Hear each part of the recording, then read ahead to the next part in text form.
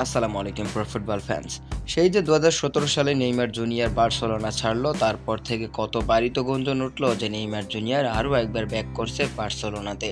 কিন্তু সেই গুঞ্জন গুঞ্জন পর্যন্তই থেকে গিয়েছে এবং শেষ পর্যন্ত ২০২৪ এসেও কিন্তু নেইমার জুনিয়র ইনজুরিতে থাকা অবস্থায়ও কিন্তু এই গুঞ্জনটা এখনও চলমান।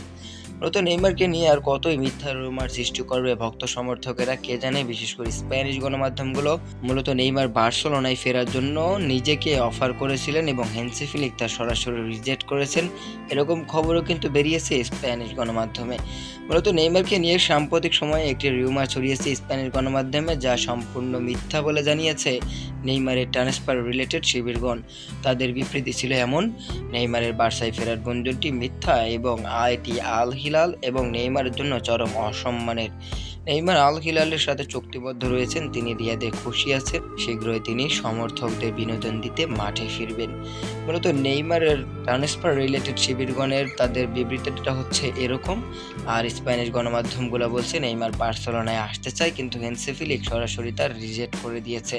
আরে ভাই, নেইমার জুনিয়র তো অনেক আগে থেকেই বলতেছে যে তিনি এই মৌসুমটা আল হিলালের হয়ে কাটাতে চান, পরের মৌসুমে দেখা যাবে কি করা যায়। তারপরও কেন এত মিথ্যা নিউজ তৈরি করা হচ্ছে নেইমারকে নিয়ে, এটাই হয়তোবা অনেকের বুঝে আসছে না। তবে যাই হোক, শেষ পর্যন্ত এই ভিডিওটি দেখে আপনার হয়তো অনেকেই বুঝে গেলেন যে নেইমার বার্সেলোনায় ফিরছেন না, এটা সম্পূর্ণ একটা ফেক নিউজ, এটা একটা মিথ্যা নিউজ, এটা একটা ভিউ বাড়ানো নিউজ।